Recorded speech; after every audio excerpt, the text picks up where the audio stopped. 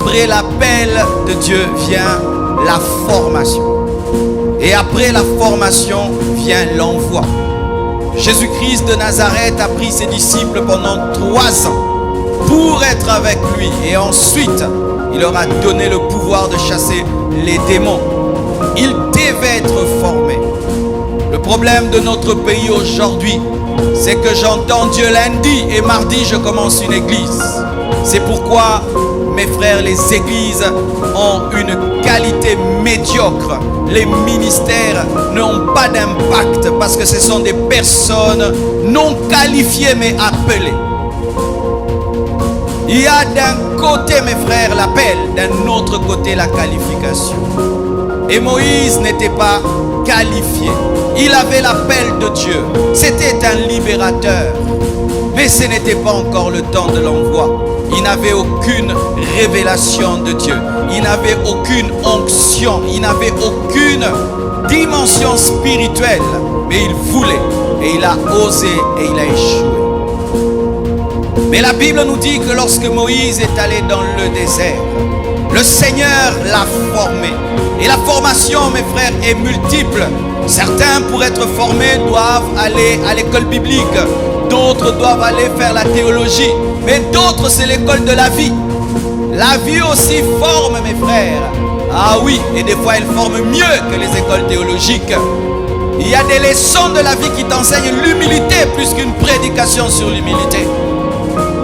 Alléluia. Et Moïse n'est pas allé au pied d'un professeur. Il n'est pas allé au pied d'un docteur. Il était à l'école de la vie. Il devait paître les brebis de Jéthro.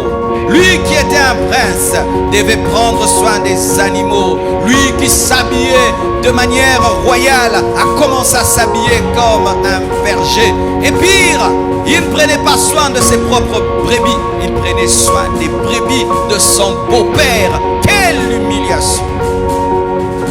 Et Dieu lui confie des petites choses avant de lui confier des grandes choses.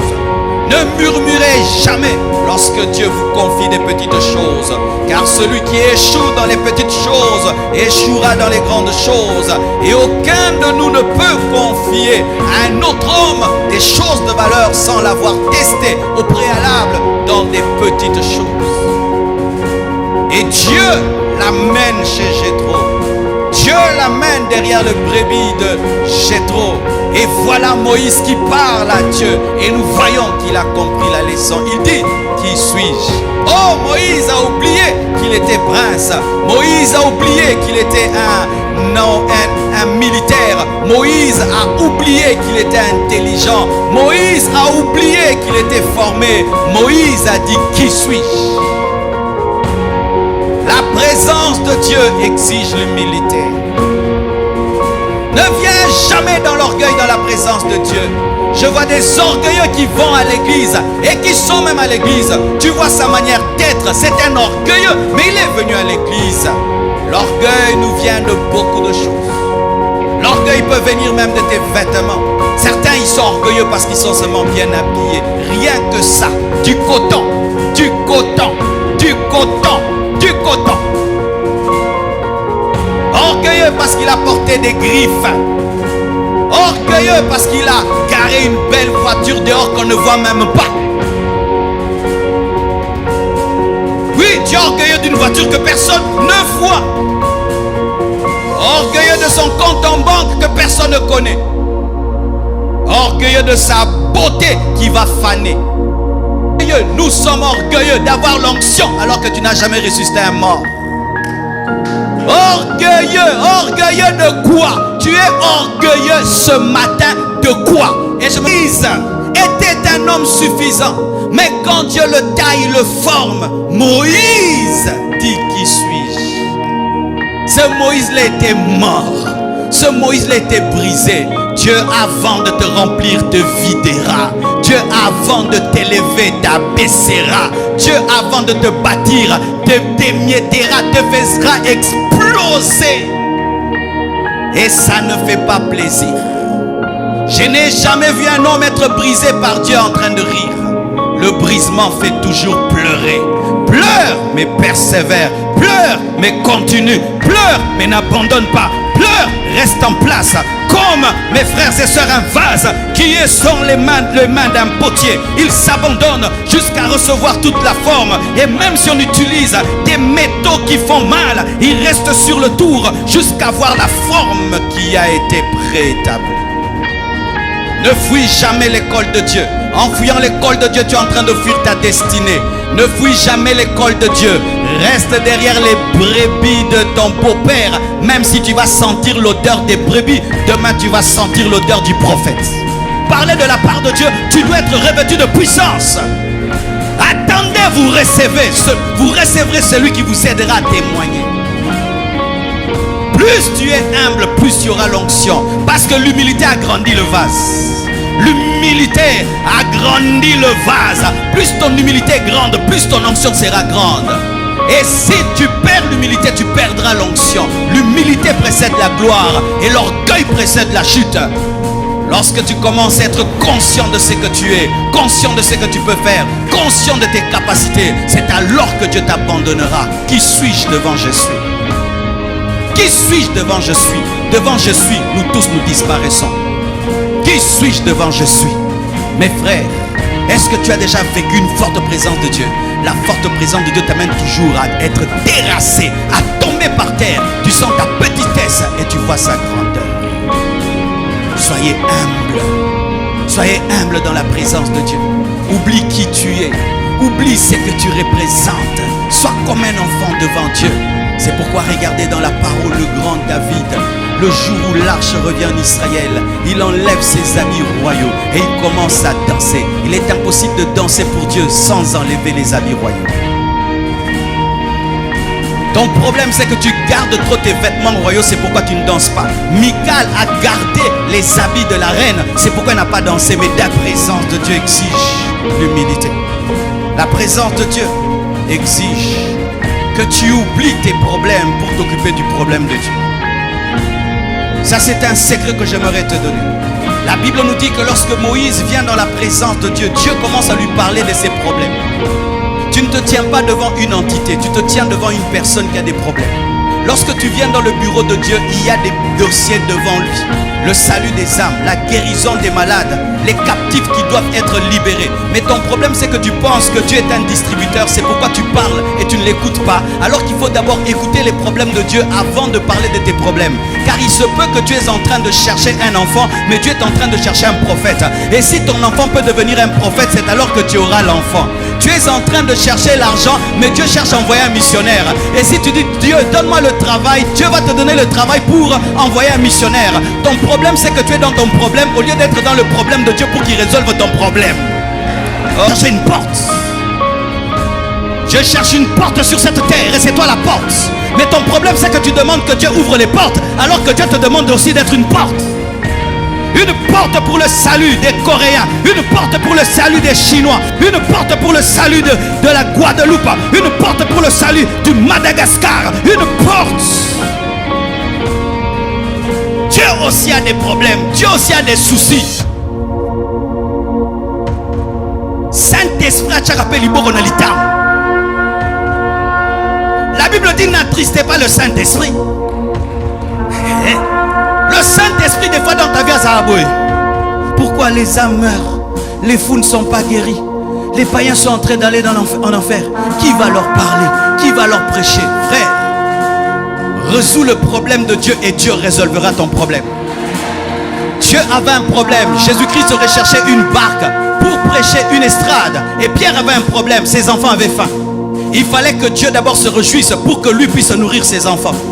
Il te faut, mes frères, mon frère, que tu entres en connexion avec le cœur de Dieu pour que tu découvres son fardeau. Tu cherches un mari, Dieu cherche une nation. Tu cherches les voyages, Dieu cherche un missionnaire. Ce n'est pas seulement toi qui as des problèmes, Dieu a aussi des problèmes. Mais les problèmes de Dieu sont prioritaires par rapport aux tiens. C'est pourquoi nous ne vivons pas des grandes choses dans nos vies. Parce que lorsque nous nous tenons devant Dieu, c'est Dieu, donne-moi, fais. Non, Prends le temps d'écouter Dieu dans sa présence, afin qu'il te révèle aussi ses problèmes. Et il va te dire, Moïse, je n'ai pas d'abord comme problème ton bégaiement. Mon problème, c'est mon peuple qui souffre.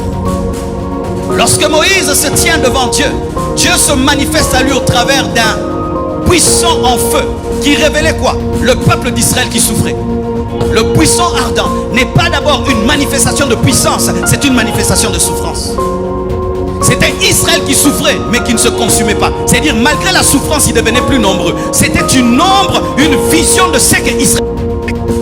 Et il y a des hommes qui sont des buissons ardents autour de toi. Dieu veut que tu puisses aller éteindre le feu. Oh. Mes frères, regardez votre quartier.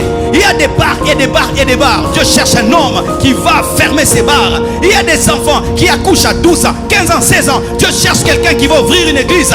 Il y a des hommes qui sont en train de se suicider. Dieu cherche un homme qui va prêcher la paix. Tu n'es pas le seul à avoir des problèmes. Dieu a aussi des problèmes. Le salut des âmes.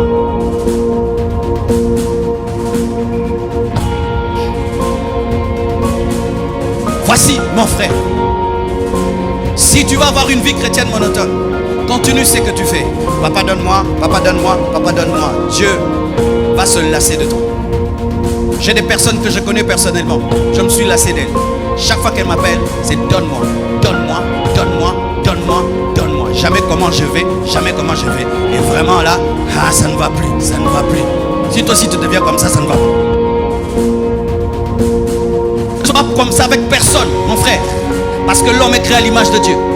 Aucun homme n'aime qu'on le cherche que pour des besoins. Pourquoi? Parce que Dieu n'aime pas cela. Nous sommes comme Dieu. Si tu veux entretenir une relation avec Dieu, voici ce que tu dois faire. Père, au nom de Jésus-Christ, quel est ton problème? Quoi? Dieu va dire quoi? Michael vient, Gabriel vient. Il y a un homme extraordinaire qui est entré dans ma présence. Qu'est-ce qu'il a fait? Il m'a posé une question qu'on me pose rarement. Quel est mon problème? Dieu va chasser de sa présence à tous les demandeurs. Il va dire, viens, je t'assure, j'aimerais amener un réveil parce que mon fils revient bientôt. L'enlèvement vient, mais les gens sont distraits. Est-ce que tu peux devenir mon porte-parole, mon prophète à la fin des temps? Père, quel est ton problème? Oh, hey! Le Dieu qui a créé les cieux et la terre avait besoin qu'on lui prête une partie de la terre pour être enterré. Il avait besoin d'une partie de la terre et il a demandé, il a voulu que Joseph puisse lui donner. Mais Joseph n'a pas entendu une prière, mais son cœur a entendu le besoin de Dieu. Il a vu Dieu sur la croix, mais personne pour l'enterrer. Il lui a donné une partie de la terre qui était la terre de Dieu. Parce que tout ce que Dieu te demande est à lui. Qu'est-ce que Dieu te demande que toi tu as créé? Même la matrice de Marie, c'était la matrice de Dieu. Mais comme il est bien éduqué, il te demande ce qu'il t'a donné. Ma voix appartient à Dieu, mais Dieu ne me possède pas parce que ce n'est pas un témoin impoli. Mais Dieu non. Mais ce n'est pas parce qu'il te demande la permission qu'il n'a pas la puissance de prendre. Parce que si tu ne donnes pas ce que Dieu veut te donner, Dieu te demande, il va t'arracher mais autrement. Seigneur, je suis là. Je t'adore, je te loue, je te glorifie. Quel est ton problème? Mon peuple souffre. Ça fait 400 ans qu'ils sont là. Certains même sont nés dans l'esclavage. Je cherche un homme. Et la Bible dit, je suis descendu. Mais on n'a jamais vu Dieu descendre. On a vu Moïse partir. Je cherche un homme par lequel je descendrai. Dieu, c'est un avion spirituel qui cherche un aéroport physique. Et l'aéroport physique, c'est toi, c'est toi. Nous sommes des hommes, n'est-ce pas? Si toi tu es un ami, chaque fois qu'il vient chez toi, il te dit quel est ton problème dans la maison? Tu dis non, j'aimerais qu'on change ma peinture et tout. Il monte, il arrange. Un autre ami vient toujours, donne-moi, donne-moi, donne-moi. Tu vas donner à qui la priorité? Qui aura la priorité? Qui aura la priorité? Et tu penses que Dieu ne fait pas ainsi? Toi, quand tu entres dans la présence de Dieu, c'est donne-moi. L'autre entre avec l'adoration. Dieu a besoin d'adoration. Dieu a besoin d'être adoré. Il a créé des anges pour l'adorer, mais pas pour lui demander. Dieu cherche des vrais adorateurs, pas des vrais prieurs. L'adoration, c'est un besoin de Dieu, pas la prière. Parce qu'au ciel, on ne va pas prier. Mais malgré que nous serons enlevés, nous allons continuer à adorer parce que c'est un besoin. Un jour, mes frères, je suis allé à la chorale. Je chantais très mal, mes frères. J'avais une voix de crapaud, véritable crapaud. Mais il y avait des gens qui avaient des belles voix, qui avaient une sale vie. Belle voix, mais sale vie. Un jour, j'ai dit à Dieu, Dieu, arrache leur voix, donne-moi, moi je te crains. Et puis Dieu m'a dit, non, tu n'as pas besoin que je ravisse. Demande toi-même. Et j'ai demandé. Pendant que je chantais, je sens ici une boule qui éclate. Je commence à chanter, je chante bien. Tu vois ce que je chante là? C'est un miracle. Pouf. Frère, j'avais senti que Dieu avait besoin d'un homme qui l'adore, mais dans la crainte et dans la sainteté. Et Dieu m'a donné. Dieu a des besoins. Dieu a des besoins. Regarde les besoins de Dieu, tu vas découvrir ta destinée, parce que ta destinée, c'est une solution. Oh, donne-moi la main, je dis des choses, je dis des choses. Car tous les hommes ont été créés pour résoudre un problème. Tout homme est créé pour résoudre un problème. Si nous parlons d'Einstein, nous parlons de tous ces Newton, c'est parce qu'ils ont résolu des problèmes. Si tu traverses ce monde sans résoudre un problème, jamais on ne parlera de toi. Et le plus grand problème de Dieu, c'est le salut de l'humanité. Tu sauves un homme, tu l'enseignes. Tu sauves un homme par ton caractère. Tu sauves un homme par ta prière. Tu sauves un homme par ton don. Tu sauves un homme par ton amour. Et je t'assure, Dieu te dira merci. Nous ne sommes pas tous des apôtres. Nous ne sommes pas tous des docteurs. Nous ne sommes pas tous des évangélistes. Nous ne sommes pas tous des pasteurs. Nous ne sommes pas tous des diacres. Chacun est chacun.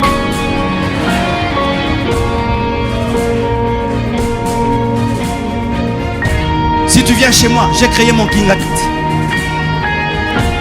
Ça veut dire, j'ai aussi beaucoup d'animaux. Ça veut dire ça, ne me crée pas des problèmes. Toi, tu te plains de ta solitude alors que tu es un aigle.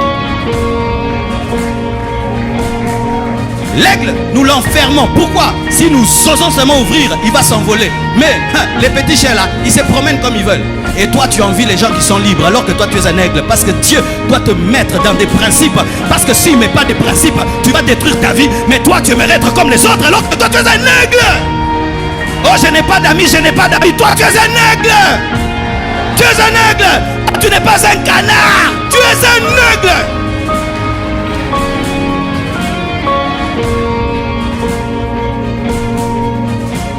Tu as déjà vu l'aigle se plaindre de la solitude, se plaindre des auteurs? Il ne se plaint pas. Pourquoi? Il sait qu'il est fait pour être seul. Tu es en train de demander des choses, mais quand tu entres dans la présence de Dieu, pose-lui des questions. Père, pourquoi tu m'as créé? Moïse révèle les voies, au peuple révèle la main. Et celui qui a les voies a la main, mais celui qui a la main n'a pas les voies. Tu peux bénéficier des miracles sans connaître la source des miracles. Mais si j'ai la source des miracles, j'ai les miracles et j'ai la source.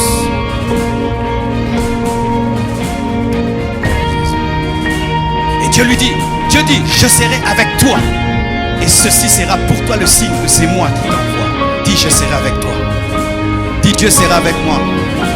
Dis, Dieu sera avec moi. Plus fort que ça. Plus fort que ça. Dis maintenant, Dieu est avec moi. Dieu est avec moi. Dieu est avec moi. Et je fais la majorité. Le Dieu qui t'invite au buisson ardent, le même te dit va. Pourquoi on n'habite pas dans la chambre haute? Il y a des gens qui habitent leur chambre. Pourquoi? Présence, présence. Non, la présence peut t'accompagner partout. Parce que si l'église maintenant habite la chambre haute, le monde ne sera pas sauvé. Parce qu'il faut que tu vives le feu dans la chambre, mais tu dois sortir à la porte pour parler. Les 3000 ne peuvent entrer dans la chambre parce que la chambre ne peut contenir que 120. Mais les 120 peuvent sortir de la chambre et influencer les 3000.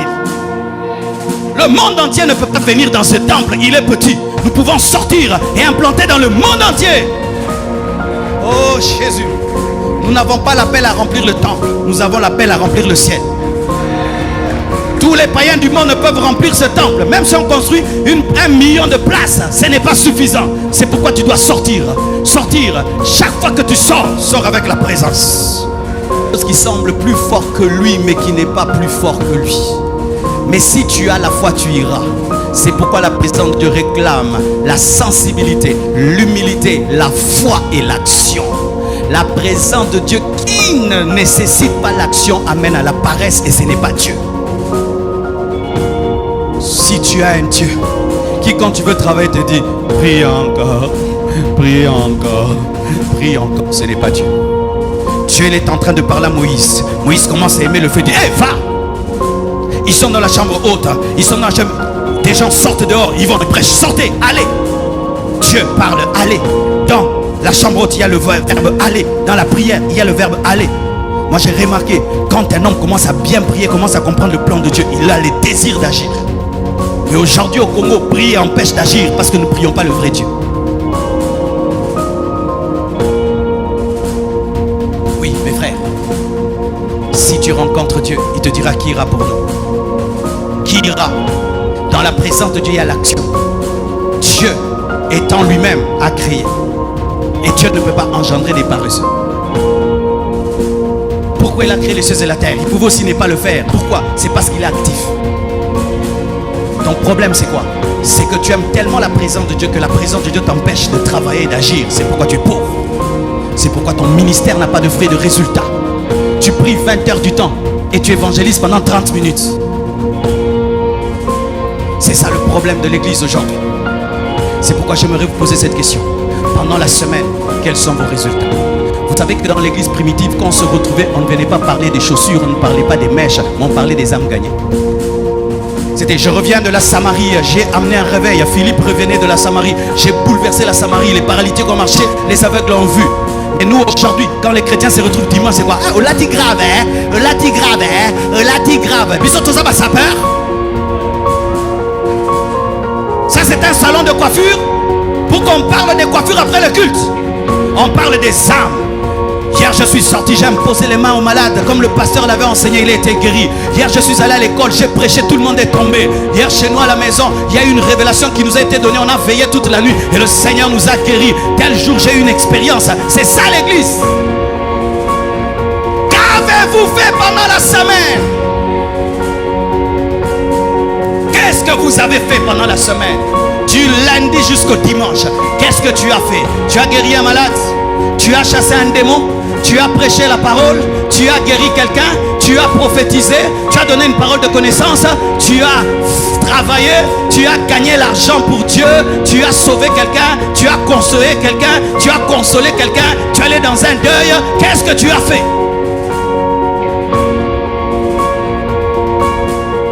C'est pourquoi la Bible dit que chacun de nous ressuscitera en son rang.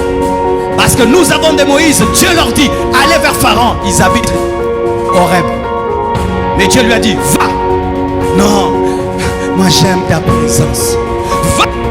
C'est pourquoi tu vois un chrétien comme toi, en une année, il a des résultats de toute ta vie.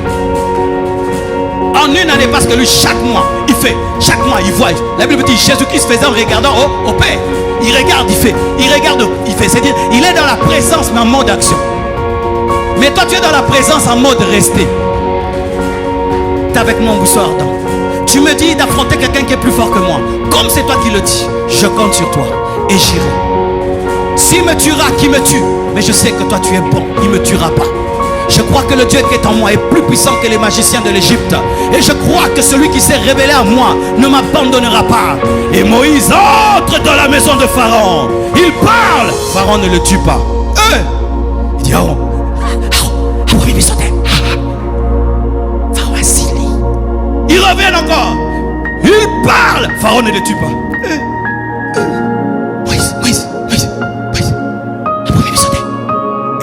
Dieu dit, il parle. Rien n'arrive. Ils se rendent compte que celui qui est en eux est plus puissant que celui qui est dans le monde. Mon frère, dans la vie chrétienne, il y a deux dimensions, la théorie et la pratique. Il y a des gens quand ils parlent de Dieu, ils ont solo. Dieu veut te donner l'occasion de l'expérimenter. Mais on expérimente Dieu face à Pharaon.